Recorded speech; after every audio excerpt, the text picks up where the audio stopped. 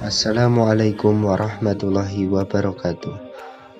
Perkenankan kelompok kami mempresentasikan hasil diskusi kami yang beranggotakan saya sendiri Ali Sodikin dan teman saya Oktavia Anggun dan teman saya Dwi Novita Sari. Kelompok kami mendiskusikan tentang tujuan dan manfaat pelayanan prima. Pengertian pelayanan secara etimologis, KBBI, Dahlia dan kawan-kawan tahun 1995 halaman 646 menyatakan pelayanan ialah usaha melayani kebutuhan orang lain. Pelayanan pada dasarnya adalah kegiatan yang ditawarkan kepada konsumen atau pelanggan yang dilayani yang bersifat tidak terwujud dan tidak dapat dimiliki sejalan dengan hal tersebut. Norman 1991 halaman 14 menyatakan karakteristik pelayanan itu ada dua. Pengertian lebih luas disampaikan Davidoff dan Uta Sudop dan Suryanto 2003 dan 2009 bahwa pelayanan merupakan usaha apa saja yang mempertinggi kepuasan pelanggan. Pelayanan publik yang dimaksud dalam keputusan Menpan nomor 63 tahun 2003 Menpan 2003 nomor 32 adalah segala kegiatan pelayanan yang dilaksanakan oleh penyelenggaraan pelayanan publik sebagai upaya pemenuhan kebutuhan menerima pelayanan maupun pelaksanaan ketentuan peraturan perundang-undangan. Sejalan dengan rencana Undang-Undang Pelayanan Publik memaknai bahwa pelayanan publik adalah kegiatan atau rangkaian kegiatan dalam rangka memenuhi kebutuhan dasar sesuai dengan hak-hak sipil setiap warga negara dan penduduk atas suatu barang, jasa, dan atau pelayanan administrasi yang disediakan oleh penyelenggaraan pelayanan publik. Terdapat tiga fungsi pelayanan umum yang dilakukan pemerintah, yaitu environmental service, development service, dan protection service. Pelayanan prima. Pelayanan prima merupakan terjemahan istilah excellent service yang secara harfiah berarti pelayanan terbaik atau sangat baik. Hakikat pelayanan publik adalah memberikan pelayanan prima kepada masyarakat yang merupakan perwujudan kewajiban peraturan pemerintah sebagai abdi masyarakat.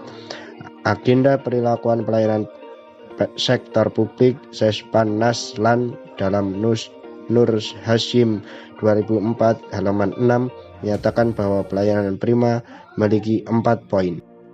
Baik, selanjutnya ada standar pelayanan. Standar pelayanan merupakan ukuran yang ditentukan sebagai suatu pembakuan pelayanan yang baik. Standar pelayanan mengandung baku mutu pelayanan. Mutu sendiri menurut Ghosh dan Davis dalam Sutopo dan Suryanto tahun 2003 merupakan kondisi dinamis yang berhubungan dengan produk jasa manusia, proses lingkungan yang memenuhi atau melebihi harapan pihak yang menginginkannya. Dalam rancangan undang-undang, pelayanan publik berisi tentang dasar hukum, persyaratan, prosedur pelayanan, waktu penyelesaian, biaya pelayanan, produk pelayanan, sarana dan prasarana, kompetensi petugas pemberi layanan, pengawasan intern, penanganan pengaduan, saran dan masukan, serta jaminan pelayanan. Dalam teori pelayanan publik, pelayanan prima dapat diwujudkan jika ada standar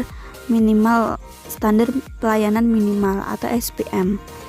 SPM itu sendiri adalah tolak ukur yang digunakan sebagai pedoman dalam penyelenggaraan pelayanan dan sebagai acuan penilaian kualitas pelayanan. Selanjutnya ada barang layanan. Menurut Safas dalam Sutopo dan Suryanto tahun 1987 halaman 10-12, barang layanan dibagi menjadi beberapa kelompok, yaitu Yang pertama, ada barang yang digunakan untuk memenuhi kebutuhan individu yang bersifat pribadi, atau bisa disebut private goods. Barang privat atau private goods ini tidak ada dalam konsep tentang penyediaannya. Nah, hukum permintaan dan penawaran itu tergantung pada pasar. Produsen akan memproduksi sesuai dengan kebutuhan masyarakat yang sangat bersifat terbuka. Yang kedua, ada barang yang digunakan bersama-sama dengan membayar biaya penanganan, atau bisa disebut toll goods. Penyedia toll goods mengikuti hukum pasar, di mana produsen akan menyediakan permintaan terhadap barang tersebut. Yang ketiga, ada barang yang dikoleksi secara bersama-sama atau collective goods. Nah, dalam hal ini penyediaannya tidak sesuai dengan mekanisme pasar.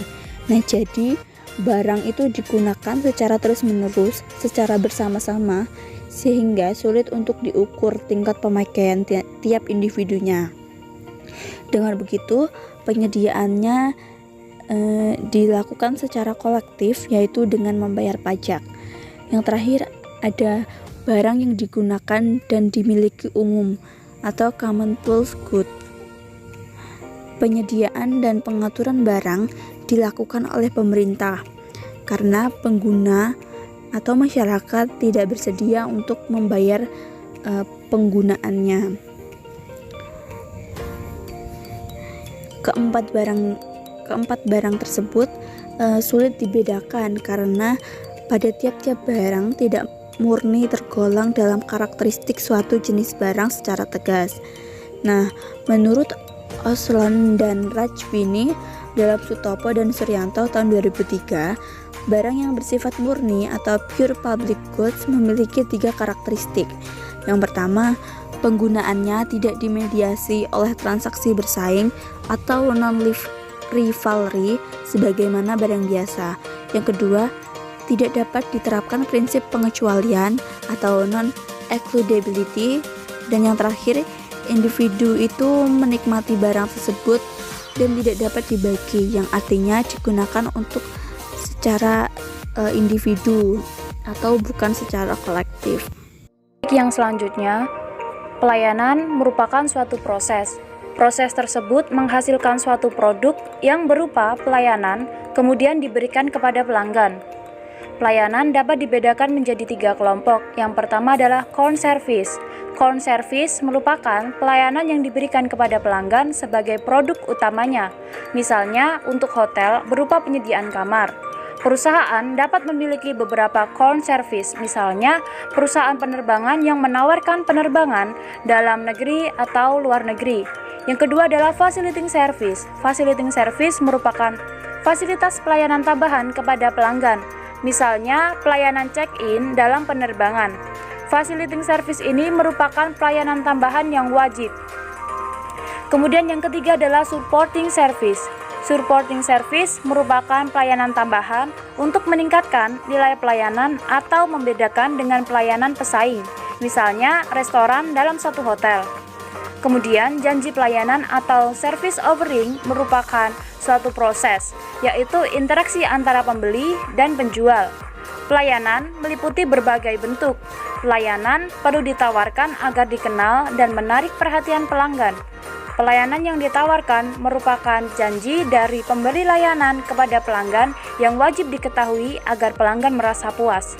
Kemudian tujuan pelayanan prima adalah memberikan pelayanan yang dapat memenuhi dan memuaskan pelanggan atau masyarakat, serta memberikan fokus pelayanan kepada pelanggan. Pelayanan prima dalam sektor publik didasarkan pada aksioma bahwa pelayanan adalah pemberdayaan. Pelayanan pada sektor bisnis berorientasi pada profit, sedangkan pelayanan prima dalam sektor publik bertujuan memenuhi kebutuhan masyarakat secara sangat baik atau terbaik. Kemudian perbaikan pelayanan sektor publik merupakan kebutuhan yang mendesak sebagai kunci keberhasilan reformasi administrasi negara. Pelayanan prima bertujuan memberdayakan masyarakat, bukan memperdayakan atau membebani, sehingga akan meningkatkan kepercayaan atau trust terhadap pemerintah. Kepercayaan merupakan modal bagi kerjasama dan partisipasi masyarakat dalam program pembangunan. Baik, mungkin itu saja yang dapat kelompok kami sampaikan. Kurang lebihnya kami mohon maaf. Akhir kata, wassalamualaikum warahmatullahi wabarakatuh.